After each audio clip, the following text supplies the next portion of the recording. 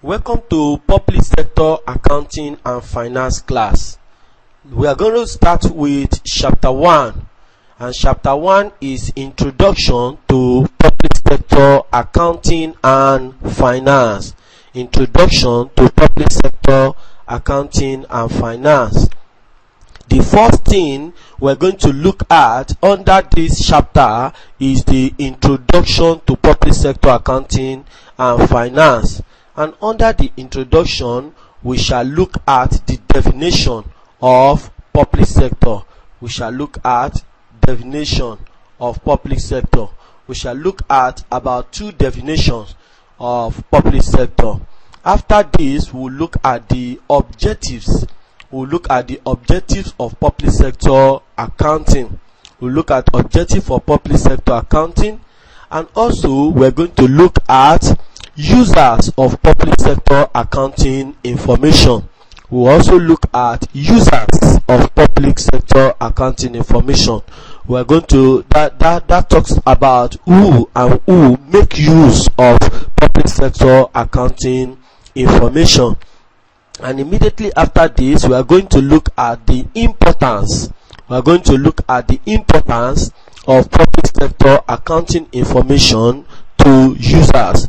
We are going to look at the relevance of public sector accounting information to these users we have mentioned above. So then also after this, we are going to look at the constitutional and regulatory framework. Constitutional and regulatory framework of public sector accounting. Also, we are going to look at the concept and principle applicable to public sector accounting and finance. We are going to look at some concepts and principle as applicable to public sector accounting and finance. And after this, we'll look at the accounting basis.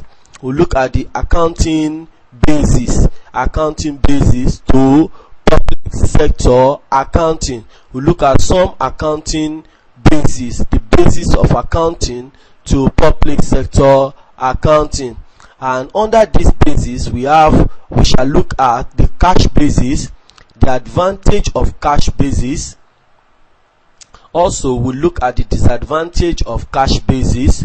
We'll look at what we call modified cash basis. We'll look at what we call accrual basis. And we'll look at the advantage of accrual basis, disadvantage of accrual basis. We'll also look at another basis known as modified accrual basis. And finally, we are also going to look at commitment basis. And we shall look at the advantages of commitment basis, disadvantages of commitment basis. And finally, we'll look at the comparison between government accounting and private sector accounting. Government accounting and private sector accounting. After which, we shall look at some questions and their suggested solution. As we said earlier, we're looking at the introduction to public sector accounting and finance. The first thing we're going to look at is to understand what is public sector. And we are saying here that public sector is all organization that is purely, look at it, that is purely controlled, that is purely or totally controlled by the state. That is totally controlled by the state or government of the country. So we're saying that public sector as it were is all organizations which are not privately owned and operated. So and all organizations that are not privately owned and that are not privately operated, that is all organizations that are purely owned and controlled and operated by the government on behalf of the public. that is owned, controlled, managed, operated by the what?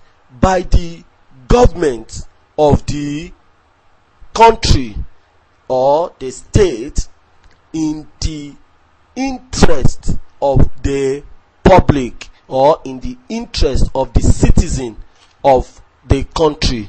We said such organization is referred to as public sector. Such is referred to as public sector. Now, let us look at what is public sector accounting. Public sector accounting. Different authors have actually come up with different definition. Now, some call it that public sector accounting is a science. Some authors said that public sector accounting is a science of collecting, recording, analyzing, summarizing, interpreting, and recording financial transaction of an organization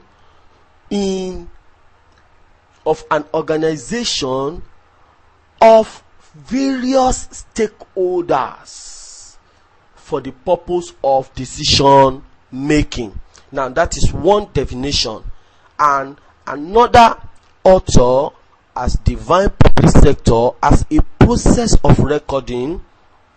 After you record the information, you communicate the information, you summarize the information, you analyze the information, and you interpret the information in order to facilitate decision making. Now, what is important is to understand that when we talk about public sector accounting, you need to know the word accounting there indicates that it is a process.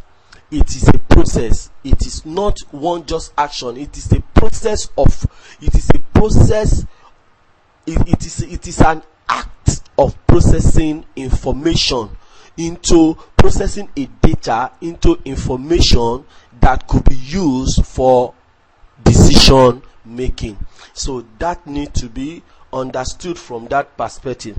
Another field of study, see public sector accounting. Another field of study, see public sector accounting as a study of how record of income, expenditure, and other related financial statements or information of company, individual, and government are kept.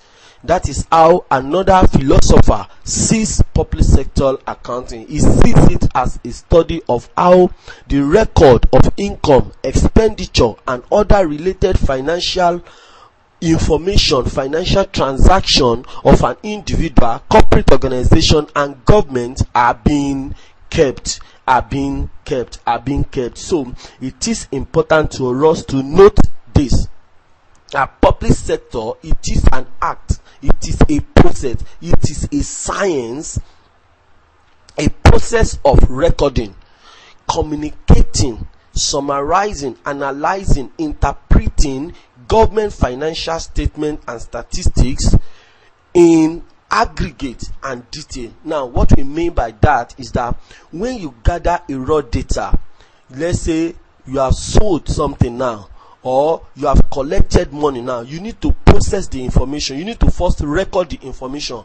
Recording the information means you document it in black and white.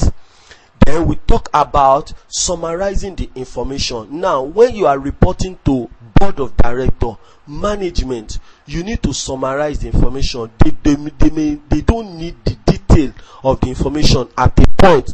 They may not need the detail.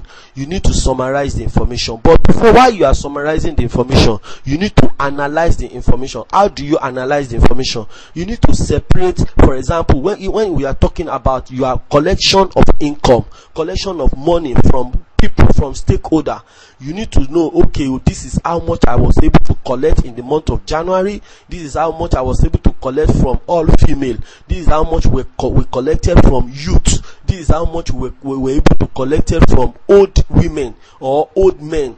This is what we call, you are analyzing the information. Then you summarize the information so that we can know how much in total have you collected. Has that money been paid into the bank? How many people paid the highest? That is what we call, you are summarizing the information.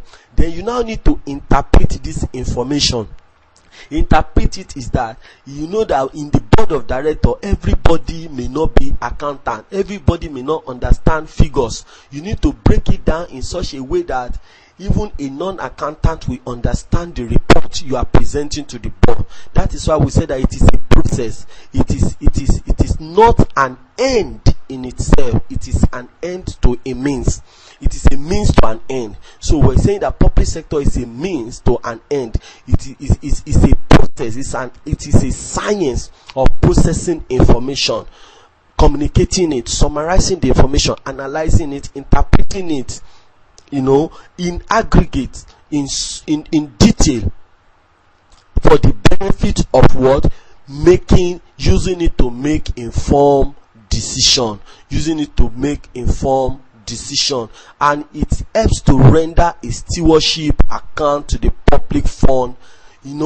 What we are saying is that when we talk about public sector, these are taxpayers' money that has been entrusted in the hand of the government, and that money is kept in the hand of government as a trust. So government has a responsibility to give account of the taxpayers' money in their custody, just like we have it in private sector. When they appoint the board of director, the board of director are appointed by the shareholders, and they were given some certain resources to hold in fiduciary, to hold in trust, and to use it to trade, to do business. And at the end of the year, they call AGM in order for them to come and give account. So in public sector accounting, taxpayers' money are in custody of the government official, and they have responsibility to give account of it. And that's what we mean by it has to do with rendering of stewardship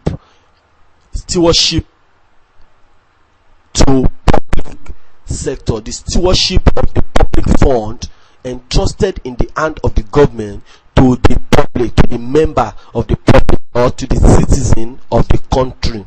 So this concerns the receipt, the custody, and disburse. So when we talk about the stewardship, it has to do with what? It has to do with the receipt of taxpayers' money, the custody, how safe the money was kept, and how the money was disbursed for the purpose it was meant for. So that is that about definition of public sector accounting.